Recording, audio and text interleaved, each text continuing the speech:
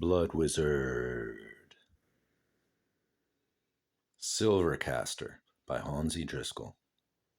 Okay, so what we do is we start out with the logo on this telephone, and I'm using the telephone as a light table. I'm tracing the design onto this piece of paper. Now that we got the design and I made it a little thicker to translate it to be made into jewelry so that it's more applicable. Now what I'm going to do is I'm going to glue it onto this jeweler's carving wax. That dark blue material is wax, and it's really hard wax. So now what I'm doing is I'm cutting through the logo with an X-Acto knife, and I'm imprinting the design onto the wax.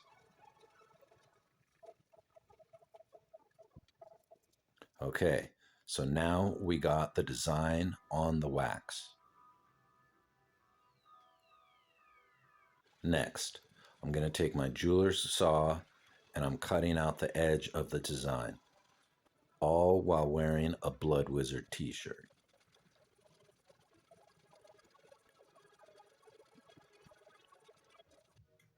All right, we got the edge of the design cut out. Next, I'm going to take this, I'm going to drill through. I'm drilling holes on the inside of the design where it needs to be pierced out. I'm threading, that's a saw blade there that's super thin, that's my jeweler's saw, and I'm threading that through the hole I just drilled so that I can pierce out the inner parts of the design. And that's done by hand, that's a hand saw. Those jeweler blades are super thin and super delicate, and you can make really sharp turns when the saw blade is that small.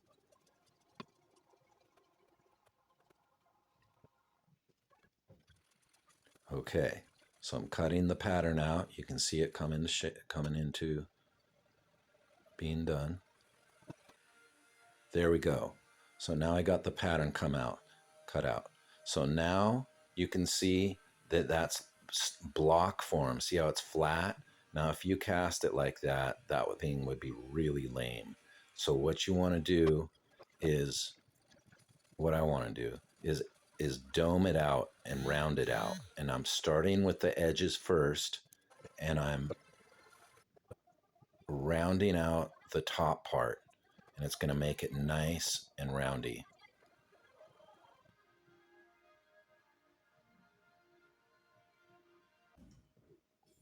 Okay, so there we go.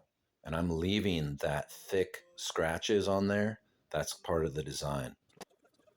Okay, so now I'm getting the little things off there. So now what I'm doing is the back of it is too thick.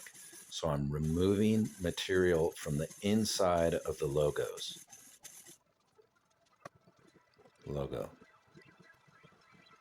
And I'm leaving the outside wall for stability.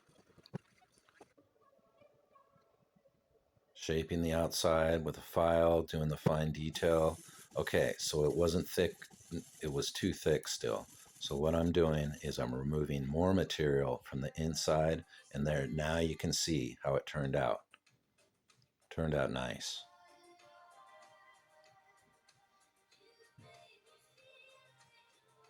Turned out really nice.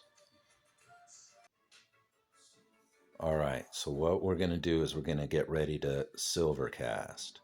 All right, so this is going to be the sprue.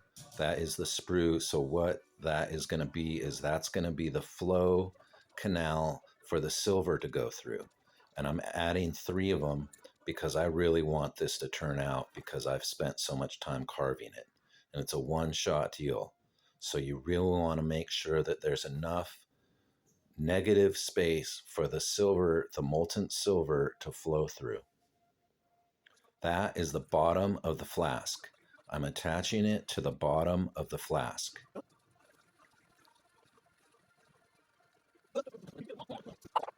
Okay, so there we go. Looks good. So that is the flask.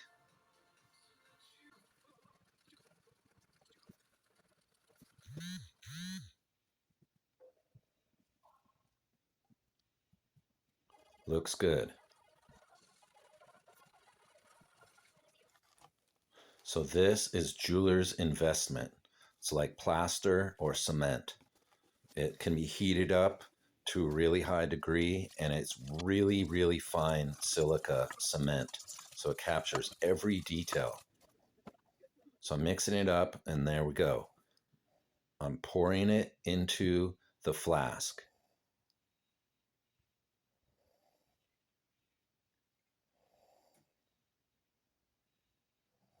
All right, so there we go. After 15, 20 minutes, 30 minutes, it's hardened and solid. So now we got the flask. Now we remove the bottom rubber part, and you're going to see that pink wax, the sprue wax, where the silver is going to flow through. I'm going to put it in the oven, and that wax is going to melt out and create the negative space for the silver to flow into. So that pink part that you saw and the dark blue wax inside of there is going to melt out. And then you got your negative space to cast that into. Here is the centrifuge. And also you heat that flask up to like 800 degrees on a slow ramp over 5 or 6 hours. So 5 or 6 hours later, I'm getting ready to cast. Preheating the crucible. I got the flask, I pulled it out of the oven. We got our silver to be cast right there. I'm going to put it in the crucible, put some boric acid on top to protect it from being oxidized by the flame. Melting down the silver in the crucible. There we go, melting it down. Now after we melt it down, we're going to unlock the centrifuge and spin it into that negative space inside the flask. And the molten liquid silver gets forced centrifugally into the pattern of the flask.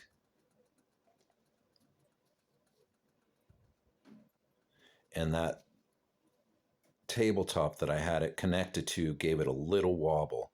So I fixed that and mounted it to a much sturdier surface for the next cast that you see.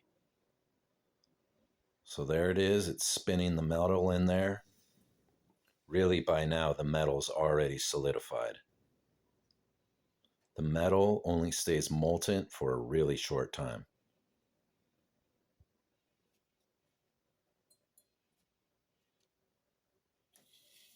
Okay, so I'm slowing down the centrifuge. I'm about to get the flask out and put it in water. And it's really hot, so it's bubbling out. And this is kind of the moment that you really hope it turned out. And it turned out perfect. Look at that thing. Cleaning out the little parts in between it for this video here so you can see that it cast perfect. Silver caster.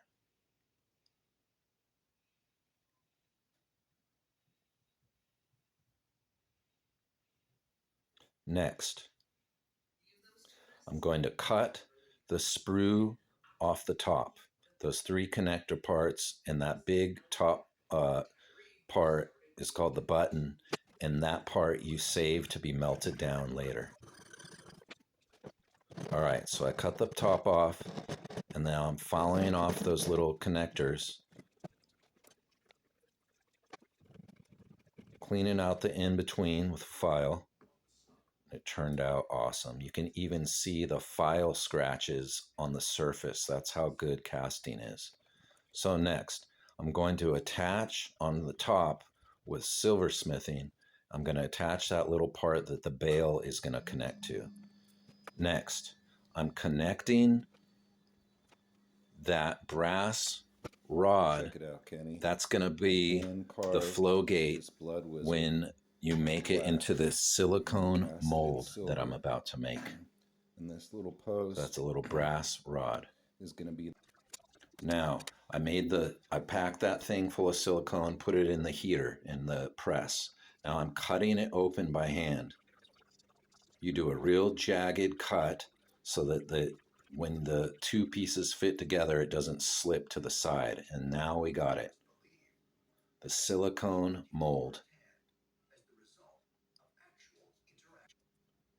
And there we got it. So that silicone mold you fill full of wax. And there's the hot wax pressure injector with the air compressor. You can see the air compressor down there. So that thing has compressed hot wax, and there we got it. There's the mold. There's the there's the design, perfectly replicated. Now I got 3 of them, and now we're going to start the process all over again. But this is with a production piece. So I got 3 logos this time. Fill it full of the investment, turn on the vacuum pump, get the air bubbles out. Very high powered vacuum pump.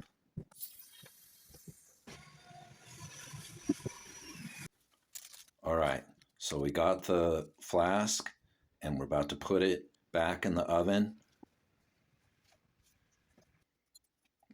All right, we got the centrifuge mounted much better this time. I got the flask already in there and I'm heating up the metal. I've already preheated it and now I'm about to spin it. And there we go. The hot metal gets forced centrifugally into every detail of that flask. And I left this normal motion so you can see how awesome the centrifuge is.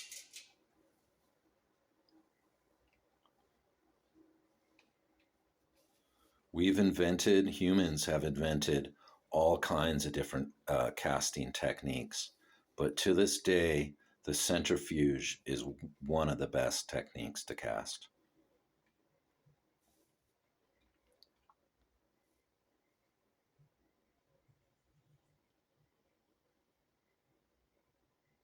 This part of the casting process is exciting. It really is. It's fun.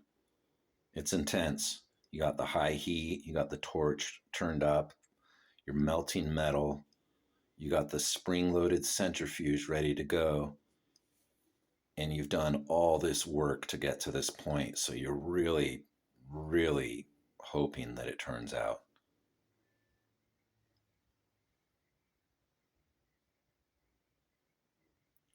All right, so at this point, like I said before, the silver is solidified, but you're just kind of letting it spin around there for good measure, honestly.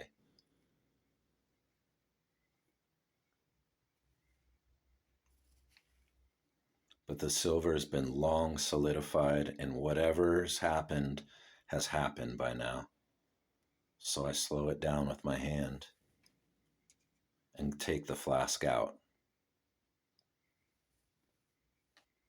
and dunk it in water.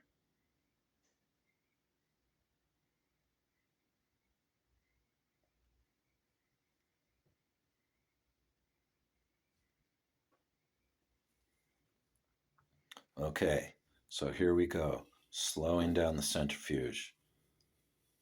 Got the clamp. That flask is super hot. So we put it in water and it's boiling out. And now, check it out. All 3 of them cast perfectly. Now I'm cutting it off the sprue again. There's that investment in between the design. Cleaning out some of that investment, and check it out. Production. 3 copies of that exact master design that I did. There's the original master design. That's the one that came from the blue wax that I hand carved. And then check it out. The final piece, the production piece for sale, turns out a little bit smaller. Silver caster. There it is. There's the high polished final production piece. And it turned out nice. Coffee turns out. It's a little thinner. It's a little smaller See, there's the and it's a matching copy. little It's more kind of awesome. thick and heavy. It's more wearable, won't be heavy. Yeah. It's absolutely beautiful. Silver caster. I handmade those bales on the top. Yeah, Blood Wizard.